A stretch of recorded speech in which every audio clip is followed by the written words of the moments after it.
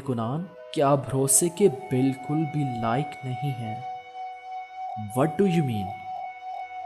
फैसल को यकीनन आप पर भरोसा होगा जब भी उसने आपको अपने फैमिली फंक्शन पर इनवाइट किया, लेकिन आप इतने गिरे हुए इंसान होंगे ये फैसल ने नहीं सोचा होगा।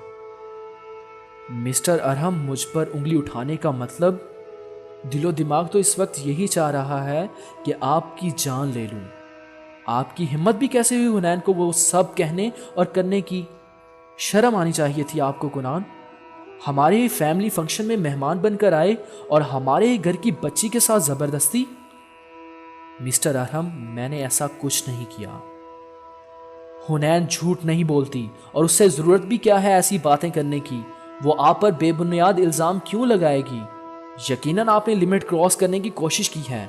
मुझे आपसे ज्यादा फैसल पर गुस्सा है कि आखिर आप जैसे तुम जैसे घटिया इंसान को फैमिली फंक्शन में क्या सोचकर इनवाइट किया। मिस्टर अरहम, आप हद से बढ़ रहे हैं। हद से मैं नहीं, तुमने बढ़ने की कोशिश की है। मगर याद रखना कि आइंदा तुमने मेरी सिस्टर को तंग करने की भूल कर भी कोशिश की तो अंजाम बहुत बुरा होगा। हवालात की सैर ना करवा दी तो मेरा नाम भी एसपी अरहमुल हसन नहीं। हा हा हा, एसपी अरहमुल हसन, तुम मुझे क्या सड़क छाप कोई फकीर समझते हो जो यूं धमकियां दे रहे हो?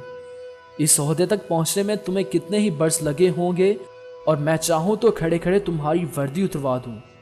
तुम सोच भी नहीं सकते कि मेरी पहुंच कहां तक है, इसलिए मुझ पर अपने ओहदे का रोब ना ही डालो तो अच्छा है।